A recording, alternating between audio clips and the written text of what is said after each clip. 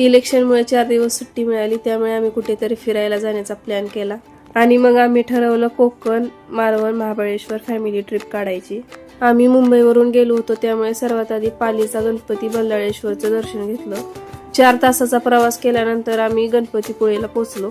आम्ही तिथे सनसेटला गेलो होतो, त्यामुळे तिथला नजारा खूप सुंदर दिसत होता। सर्वात आधी गणपतीचं दर्शन घेतलं। गर्दी नव्हती, त्यामुळे आमचं दर्शन खूप छान झालं। त्यानंतर आम्ही हॉर्स रायडिंग केली, कॅमल रायडिंग केली आणि बाईक रायडिंग पण केली।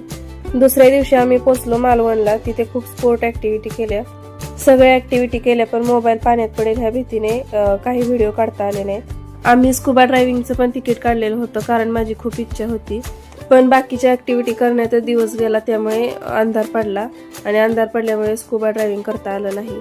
त्यानंतर तिसऱ्या दिवशी आम्ही गेलो आदमापूरला, तिथे बाळूमामाचं दर्शन घेतलं। नंतर कोल्हापूरला गेलो, तिथं अंबाबाईचं दर्शन घेतलं। दर्शनानंतर आम्ही निघालो पुढच्या प्रवासाला, महाबळेश्वरला। महाबळेश्वरचा व्लॉग पुढच्या व्हिडिओमध्ये पाहायला विसरू नका। व्हिडिओ आवडला असेल तर लाईक करा, शेअर करा आणि चॅनलला सबस्क्राईब